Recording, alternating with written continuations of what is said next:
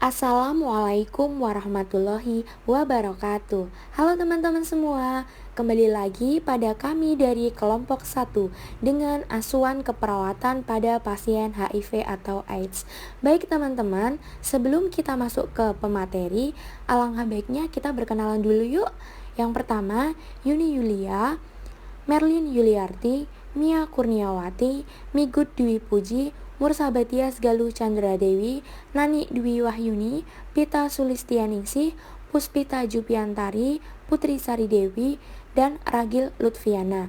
Baik teman-teman, kami dari Fakultas Ilmu Kesehatan Universitas Aisyah Surakarta.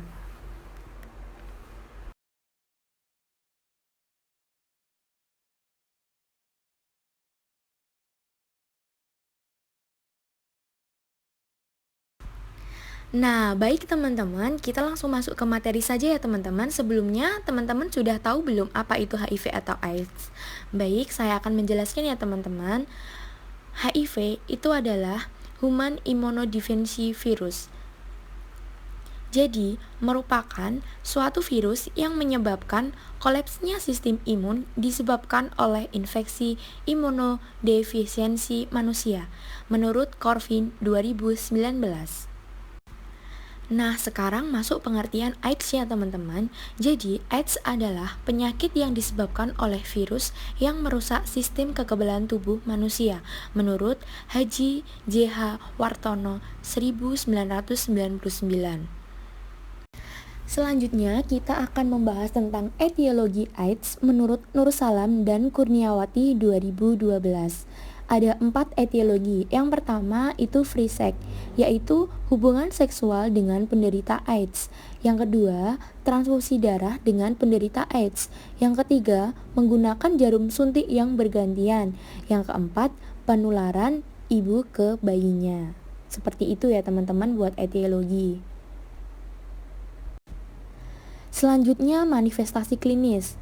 Nah, di manifestasi klinis ini gejala yang sering muncul yang pertama itu biasanya demam, yang kedua sakit perut, yang ketiga sakit kepala, yang keempat sakit tenggorokan, dan yang terakhir yaitu ruam. Selanjutnya teman-teman, di sini akan membahas tentang patofisiologi HIV menurut Robbins dan kawan-kawan 2011.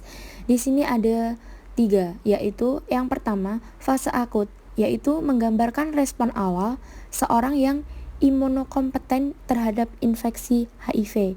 Yang kedua, fase kronis, tahap penahapan relatif virus. Yang ketiga, fase kritis, ditandai dengan kehancuran pertahanan penjamu. Nah, di samping itu ada patofisiologis, bisa dibaca ya teman-teman. Selanjutnya, kami akan menjelaskan pemeriksaan diagnostik HIV menurut Kusmiran 2012. Yang pertama, ELISA.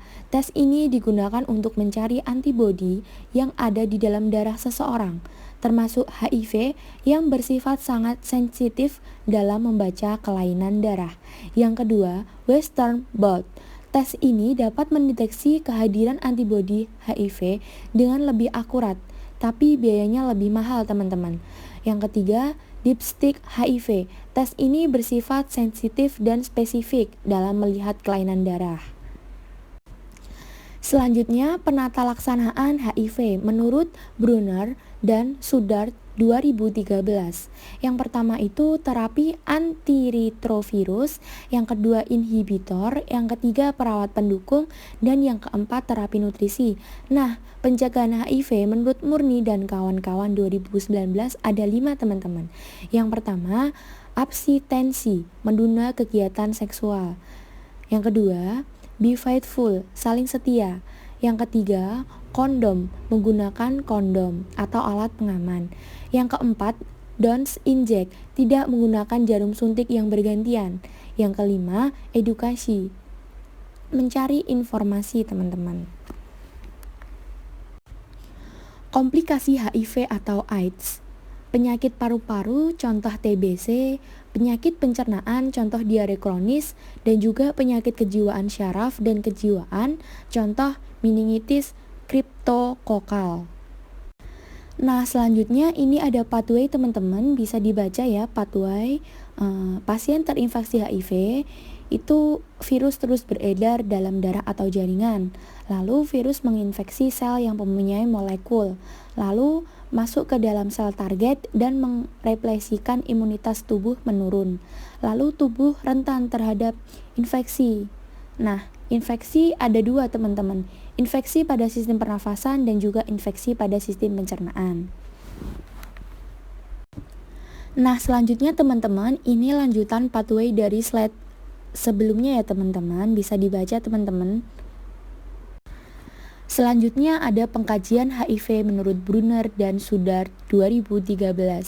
Bisa dibaca ya teman-teman, itu suatu pengkajian dari sistem pernafasan, sistem pencernaan, sistem pencarafan, dan juga sistem integumen. Seperti itu teman-teman. Selanjutnya kami akan membahas tentang diagnosa keperawatan. Nah, diagnosa keperawatan menurut Nur Salam dan Dian N 2007 ada 4 teman-teman. Yang pertama, kekurangan volume cairan berhubungan dengan diare. Yang kedua, ansietas berhubungan dengan transmisi dan penularan interpersonal. Yang ketiga, harga diri rendah berhubungan dengan penyakit kronis.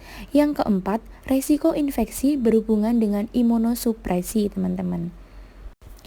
Nah, di dalam kekurangan volume cairan berhubungan dengan diare, tentu kita perawat harus memperhatikan yang pertama, kaji tanda-tanda vital terutama pernafasan dan kaji turgor kulit.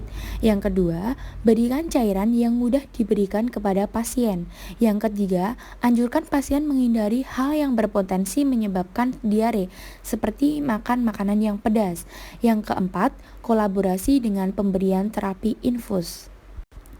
Baik, selanjutnya, ansietas berhubungan dengan transmisi dan penularan interpersonal. Di sini kita perlu memperhatikan yang pertama, kaji seberapa jauh kekhawatiran pasien. Yang kedua, berikan pemahaman kepada pasien tentang penyakitnya. Yang ketiga, berikan dukungan. Yang keempat, berikan perasaan nyaman kepada pasien. Dan yang terakhir, beri bimbingan antisipatif. Selanjutnya yang ketiga, harga diri rendah berhubungan dengan penyakit kronis. Kita juga perlu memperhatikan teman-teman. Yang pertama, peningkatan citra tubuh. Kedua, konseling. Tiga, dukungan emosional. 4. Peningkatan sistem dukungan. 5. Peningkatan coping. Dan yang terakhir, pencegahan bunuh diri. Selanjutnya ini terakhir teman-teman, resiko infeksi berhubungan dengan imunosupresi. Kita juga perlu memperhatikan, yang pertama, manajemen penyakit menular, yang kedua, perawatan luka, ketiga, terapi nutrisi, 4. Perawatan kesehatan mulut, 5. Identifikasi resiko.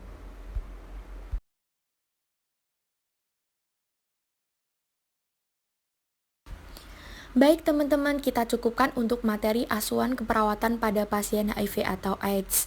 Baik, tetap semangat. Wassalamualaikum warahmatullahi wabarakatuh.